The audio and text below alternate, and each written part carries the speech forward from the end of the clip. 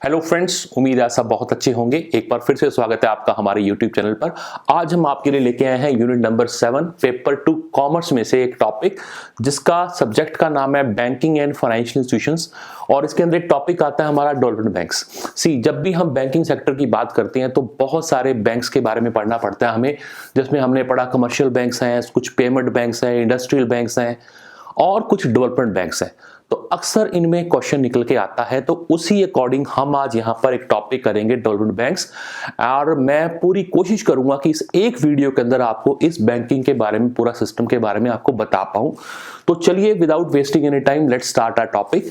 And one more thing, आप लोगों ने मार्च जो लास्ट डेट है फॉर्म फिल करने की 3rd, उससे पहले आप नेट का फॉर्म फिल कर दें, जो हमारा एग्जाम होने जा रहा है मई 2021 के अंदर। और उसको लेकर अगर आपके मन में कोई डाउट है, कोई तैयारी करने में संशय है, आपको किसी हेल्प की जरूरत है, तो नीचे दिए गए नंबर पे आप जरूर नंबर पे बात करें, व्हाट्सअप कर सकते हैं, बात कर सकते हैं। हम यहाँ पर ऑनलाइन क्लासेस प्रोवाइड करते हैं, जिसके अंदर UGC net paper 1 complete syllabus जो सभी के लिए एप्लीकेबल है, प्लस पेपर 2 कॉमर्स में हमारा स्पेशलाइजेशन है, जिसके अंदर हम आपको सभी सब्जेक्ट्स के वीडियोस, उसका study material, MCQs, mock test, revision, जो नेट के एग्जाम को क्रैक करने के लिए चाहिए होगा, वो सब कुछ हमारे इस चैनल पे आपको मिलेगा। तो अगर आप इंटरेस्टेड हो तो आप जरूर विजिट करें हमारी एप्लीकेशन के अंदर, उसका लिंक मैंने डिस्क्रिप्शन में दे रखा है। और अगर वीडियो अच्छा लगे तो अपने फ्रेंड सर्कल में शेयर जरूर करें, लाइक जरूर करें, और कमेंट बॉक्स में कोई डाउट है तो कमेंट जरूर करें। चलिए, तो हम शुरुआत करते हैं आज के टॉपिक की। जैसे मैंने कहा, हमारे यहाँ पर डेवलपमेंट बैंक्स के लेकर कुछ क्वेश्चन निकल के आते हैं। तो सबसे पहले हमें पता होना चाहिए डेवलपमेंट बैंक्स होता क्या है। तो अगर मैं मीनिंग की बात करूं, देखें इसमें डेवलपमेंट बैंक्स क्या हैं। आर दोज फाइनेंशियल इंस्टीट्यूशन, ये भी वित्तीय संस्थाएं हैं, वो वित्तीय संस्थाएं हैं, वो एंगेज्ड हैं किसके अंदर, promotion and development of industry, agriculture and other की सेक्टर्स। जो हमारे देश की प्रायोरिटीज हैं, जो हमारी इकोनॉमिक स्टेबिलिटी के लिए हमें इंफ्रास्ट्रक्चर चाहिए, उसके लिए हम चाहते हैं इंडस्ट्री भी ग्रो करे, हमारा एग्रीकल्चर रिफॉर्म्स भी हों, या जो भी प्रायोरिटी सेक्टर्स हैं, उनको लोन के तौर पे, फाइनेंस की तरह से, या और बहुत सारे तरीके से ये डेवलपमेंट बैंक्स उनकी हेल्प करते हैं। तो ये आम कमर्शियल बैंक्स, जिसमें private sector, public sector, cooperative banks, foreign banks, उनसे थोड़ा अलग काम करते हैं, उनको हम नाम देते हैं कमर्शियल बैंक्स। ठीक है, तो क्वेश्चन कम्स कि ये ऐसा क्या काम करते हैं जो बाकी बैंक्स नहीं कर पाते। तो हमने एक डिफरेंस देखना पड़ेगा between development banks and the commercial banks. उस डिफरेंस की बात करूं मैं तो ये कि जो भी डेवलपमेंट बैंक होते हैं वो आम पब्लिक से डिपॉजिट नहीं लेते। आप और हम जो अपना बैंक में सेविंग अकाउंट खुलवाते हैं, फिक्स डिपॉजिट करते हैं, रेकरिंग डिपॉजिट करते हैं किसी पब्लिक सेक्टर बैंक में like SBI, PNB, private sector bank में लाइक एचडीएफसी, और किसी फॉरेन बैंक में लाइक स्टैंडर्ड चार्टर्ड, वो ये काम नहीं करते। डेवलपमेंट बैंक पब्लिक से पैसा एक्सेप्ट नहीं करते डिपॉजिट की तरह। और जो कमर्शियल बैंक्स हैं वो तो टोटली डिपेंड इसी सेक्टर के ऊपर है, यानी उनका पूरा बिजनेस का मॉडल डिपेंड करता है प्राइमरी डिपॉजिट जो कौन जमा करता है, कस्टमर। दूसरा डिफरेंस, ये एक स्पेशलाइज्ड फाइनेंशियल इंस्टीट्यूशन होते हैं। वो क्या करते हैं, which provide medium term and long term. इन दोनों में डिफरेंस समझना आप। Commercial banks short term loan भी देते हैं, मीडियम टर्म लोन भी देते हैं, बट डेवलपमेंट बैंक्स का मेन फोकस क्या रहता है, medium term and long term lending facility पे। कमर्शियल बैंक्स देते हैं short term and medium term. Simple सा लॉजिक है, अगर हमें अपने देश की डेवलपमेंट करनी है, अगर हमें अपना इंफ्रास्ट्रक्चर इंप्रूव करना है, अगर हमने अपने कॉर्पोरेट सेक्टर को ऊपर उठाना है, तो हमें इंडस्ट्रीज को लॉन्ग टर्म के लिए फंडिंग देनी पड़ेगी। उस चीजों को ध्यान में रखते हुए डेवलपमेंट बैंक्स की स्थापना की गई थी। और अगर मैं डिफरेंस की बात करूं, आप देखें नेक्स्ट पेज पे, इट्स ए मल्टीपर्पस। ऐसा नहीं है इनका काम सिर्फ लैंडिंग करना है कि बड़े बड़े कॉर्पोरेट्स को उन्होंने लोन दे दिया तो काम खत्म हो गया। उसके अलावा आप ये कह सकते हैं, एक कंपनी के जैसे ही स्टार्टअप का आइडिया आता है, from the inception, from the planning to the operational level, ठीक है, किसी के माइंड में एक आइडिया है और वो उसको कंपनी खड़ी करना चाहता है, उसको जो भी हेल्प चाहिए हो, doesn't mean only financial assistance, चाहे वो किसी भी तरह की एडवाइस है, चाहे वो प्रोजेक्ट की प्लानिंग की बात है, ठीक है, उसकी वर्थ निकालना, फिजिबिलिटी चेक करना, ईच एंड एवरी स्टेप जो भी जरूरी होता है, कंपनी को सेटअप करने के लिए वो सारी हेल्प कौन करते हैं? Development bank. और एक और बात, ये फाइनेंशियल असिस्टेंस ऐसा नहीं है कि सिर्फ पब्लिक सेक्टर को देंगे, प्राइवेट सेक्टर को भी ये लोग हेल्प करते हैं। देन कमर्शियल बैंक्स की जो अप्रोच होती है, ये बड़ा मेजर डिफरेंस होता है। कमर्शियल बैंक्स की अप्रोच होती है सिक्योरिटी ओरिएंटेड, मींस वो अपने जो सेविंग्स हैं आम कस्टमर्स की, उसके अंदर एक सर्टेन पार्ट, आपने पढ़ा होगा, कैश रिजर्व रेशियो रखते हैं, एक हम SLRs को बोलते हैं, स्टैट्यूटरी लिक्विडिटी रेशियो रखते हैं, उसके बाद लेंड करते हैं इंडस्ट्रीज को, क्योंकि उनको RBI गाइडलाइंस फॉलो करनी पड़ती है। जबकि डेवलप्ड बैंक्स का जो मोटिव है, that is not security, that is project oriented approach. यानी इनका मोटो सिर्फ बिजनेस करना, पैसा कमाना नहीं है, इनका मोटो है प्रोजेक्ट्स को सक्सेसफुली लॉन्च करवाना। ठीक है, तो ये मेजर बातें हमने की किसकी? कमर्शियल बैंक्स और डेवलपमेंट बैंक्स में डिफरेंस क्या होता है। अब हमारे यहाँ सबसे बड़ी बात आती है, कितने डेवलपमेंट बैंक्स हैं। तो जो मेजर डेवलपमेंट बैंक्स हैं, जो हमारे सिलेबस में भी दिए गए हैं, उनको हम पढ़ेंगे आज वन बाय वन। तो सबसे पहले हम आते हैं, जैसी इंडिपेंडेंस मिली हमारे देश में 1947 में, at that time it was realised कि हमें कुछ ऐसे बैंक्स खोलने चाहिए जो हमारी इकोनॉमी को बूस्ट कर पाए, इंडस्ट्रीज को प्रमोट कर पाए। तो जो डेवलपमेंट बैंक का कंसेप्ट आया पहली बार, फर्स्ट टाइम इंडिया में जो लॉन्च हुआ बैंक, उसका नाम था industrial finance corporation of India, IFCI के नाम से डेवलपमेंट बैंक खुला। This is the first bank हमारे देश में। कब खुला ये? जुलाई 1 1948। एक सेपरेट एक्ट बनाया गया, IFC act, industrial finance corporation act, उसके अंडर खुला।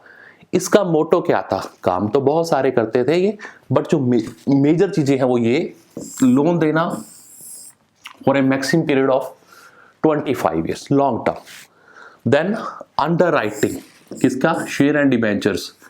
कोई भी कंपनी अगर अपने शेयर इश्यू करना चाहती है, आपने अकाउंट्स में पढ़ा भी होगा, हमारे यहाँ as per companies act minimum subscription should be 90%। अगर एक कंपनी चाहे पब्लिक सेक्टर है चाहे प्राइवेट सेक्टर है, उसको ये डाउट है कि मेरा सब्सक्रिप्शन फ्लॉप ना हो जाए, तो वो अंडरराइटिंग की हेल्प चाहता है, अंडरराइटर की हेल्प चाहता है। IFCI works as an underwriter.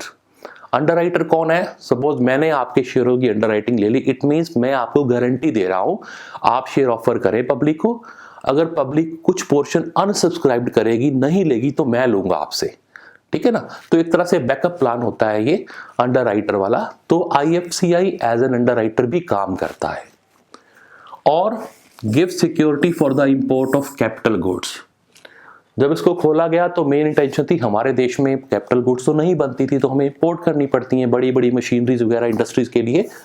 तो उसके लिए भी IFCI सिक्योरिटी देता है एंटरप्रेन्योर्स को कि आप इंपोर्ट कर सकते हो। तो पहला कौन सा बैंक आया? IFCI। कब आया? 1948 के अंदर आया। उसके बाद come to the second one, again उसी पैटर्न पे फर्क क्या महसूस किया गया? 48 में जब IFCI खुला, major focus was on public sector undertakings, PSU पे ध्यान ज्यादा था। तो प्राइवेट सेक्टर ओनरशिप को प्रमोट करने के लिए, कॉर्पोरेट्स को प्रमोट करने के लिए सेकंड डेवलपमेंट बैंक हमारा खुला, जिसका नाम था ICICI, industrial credit and investment corporation of India. इसका मेन मोटो, ये कब हुआ? एस्टैब्लिश्ड ऑन Jan 5 जनवरी 1955 को इसकी स्थापना हुई अंडर द ज्वाइंट एग्रीमेंट। 3 देशों का एग्रीमेंट था ये, USA, UK and India. Fine. क्या करता था ये? लोन प्रोवाइड करना for the development and modernisation of the private sector industry. Main issue क्या था? मैंने कहा पब्लिक सेक्टर को IFCI लोन ज्यादा दे रहा था, तो प्राइवेट सेक्टर को उठाने के लिए ICICI की स्थापना की गई। और to increase the investment of domestic and external capital in the industry, ताकि हमारे इंडस्ट्रीज के अंदर डोमेस्टिक लोग भी अपना पैसा लगाएं और हम बाहर से भी फॉरेन इन्वेस्टमेंट के तौर पर पैसा ले पाए FDI के रूप में। बट आज की डेट में ICICI is converted into A bank. कब हुआ ये? 2002। बहुत बड़ा एक प्राइवेट सेक्टर बैंक ये बन चुका है ICICI। कब? 2002 में। अब ये डेवलपमेंट फाइनेंशियल इंस्टीट्यूशन का काम नहीं कर रहा, ये एक कमर्शियल बैंक का काम कर रहा है। Okay, third, this one IDBI सुना होगा आपने, industrial development bank of India 1964। See year आपको बिल्कुल अच्छे से याद रखने हैं, और जो मैंने आपको 3 अब तक बताए हैं, first was IFCI, second ICI, third आपका IDBI। वेरी फेमस, 8 ईयर्स का गैप है। आल्दो ICICI की स्थापना 55 में हुई थी, पर ये ऑपरेशन में कब आया था? 56 में।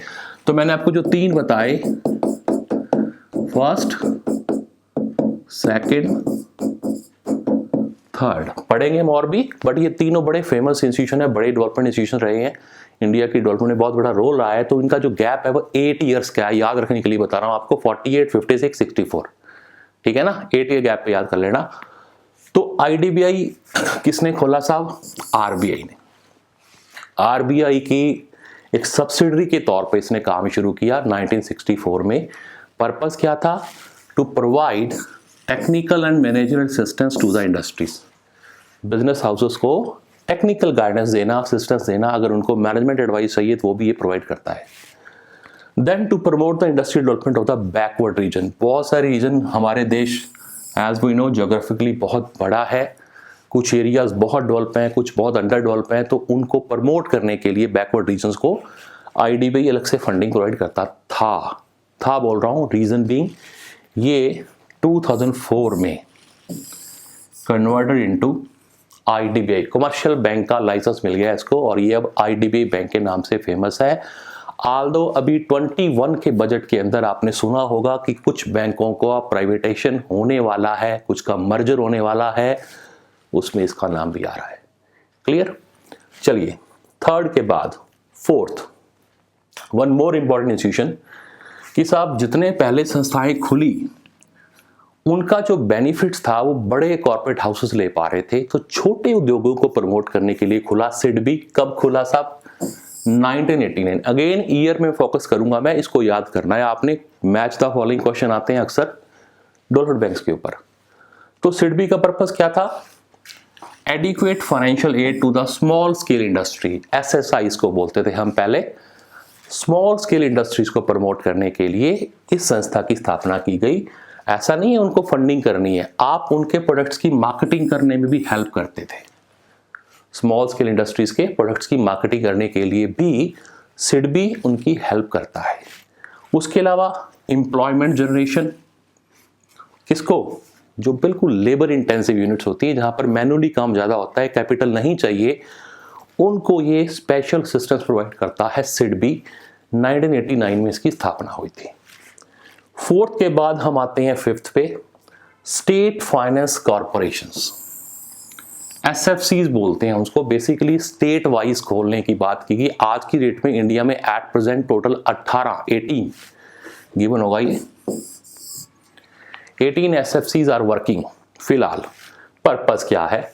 1951 में खुला under the state finance corporation act, और कॉर्पोरेशन सेटअप की गई स्टेट लेवल पे। जिस स्टेट में ज्यादा, आल्दो पहले 25 थे ये SFCs, आज सिर्फ कितने हैं? 18 है। To meet the long term credit requirement, किसका? Again small and medium industry. Loan provide करना पब्लिक सेक्टर को भी, प्राइवेट कंपनी को भी, इवन इंडिविजुअल प्लेयर को भी। देखिए इसमें लिखा हुआ है sole providership, partnership firm, cooperative society, सभी तरह के जो छोटे छोटे उद्योग है, जो खास करके लेबर ओरिएंटेड है, उनके लिए फंडिंग प्रोवाइड करने का काम स्टेट वाइज कौन करता है? SFCs। ओके, सिक्स्थ, एक्सक्लूसिवली खुला ये एग्जिम बैंक, किसके लिए? एक्सपोर्ट इंपोर्ट को प्रमोट करने के लिए। मेनली हमारा फोकस होता है एक्सपोर्ट को बढ़ाना, ताकि फॉरेन करेंसी आए इंडिया में। 1982 जनवरी 1, 1982 special focus was financial assistance to the exporters as well as importers and refinance facility to the other commercial banks. या कोई वित्तीय संस्था है उसको रीफंडिंग करवानी है तो एग्जिम बैंक के पास जा सकता है, provided they must engage in the advances for export and imports. ठीक है, तो एक्सपोर्ट इंपोर्ट के लिए कौन सा बैंक खुला हमारे यहाँ? EXIM bank. सिक्स्थ के बाद सेवंथ हमारे यहाँ एक और आया, नाबार्ड, वेरी फेमस। एक्सक्लूसिवली किसके लिए? एग्रीकल्चर प्रोडक्शन को बढ़ाने के लिए, रूरल एरियाज में, विलेज में, कॉटेज इंडस्ट्री, छोटे छोटे लोगों को बढ़ाने के लिए, जो गांव में खासकर फोकस करते हैं। 1982 में नाबार्ड की स्थापना हुई, किसके लिए? Refinance credit for promotion of agriculture, small scale industries cotton and village industries कहाँ पर? रूरल एरियाज के अंदर, ठीक है ना। एग्रीकल्चर रिफॉर्म्स के लाने के लिए हमारे यहाँ नाबार्ड की स्थापना की गई। And the last one, this is called national housing bank. कब खुला साहब ये? 1988 में as a wholly owned subsidiary of RBI. Again RBI की ही सब्सिडरी थी ये, and it's working very well. आज की डेट में आपको बताऊं, बड़े दो फेमस इनके प्लान्स हैं, सुने होंगे आपने। प्रधानमंत्री आवास योजना, अर्बन एरियाज के लिए, शहरी क्षेत्रों में घर बनाने के लिए आपको सब्सिडी प्रोवाइड करता है ये। तकरीबन 2.67 लाख इसका अमाउंट है। इट टोटली डिपेंड्स की कुछ कंडीशन है, आपकी एनुअल इनकम कितनी है, आपका एरिया कितना है जहां पर आप घर लेना चाहते हो, वगैरह वगैरह। और रूरल एरियाज के लिए इनका प्लान था ये हाउसिंग फॉर ऑल बाय 2022। ये दोनों प्लान एनएचबी के अंडर है और एक ही फोकस किसका? Development of housing sector. क्योंकि हमारे देश में आप सब समझते हो कि हाउसिंग की नीड कितनी ज़्यादा है, जिस हिसाब से पॉपुलेशन बढ़ रही है, तो सिर्फ और सिर्फ हाउसिंग सेक्टर को प्रमोट करने के लिए एक बैंक खोला गया जिसका नाम है नेशनल हाउसिंग बैंक। तो चलिए बच्चों, ये मैंने आपको मेजर डेवलपमेंट डिसीजन की बात की। आई होप ये आपको समझ में आएगा और अच्छा लगे तो हमारे चैनल को सब्सक्राइब करें, अपने फ्रेंड्स में शेयर करें। और अगर आप ऑनलाइन कोचिंग चाहते हो जो इसी पैटर्न पे चलती है हमारे यहाँ, उसके लिए आप दिए गए नंबर पे बात कर सकते हो। तो मिलते हैं नेक्स्ट वीडियो में। All the very best and prepare well. Thank you.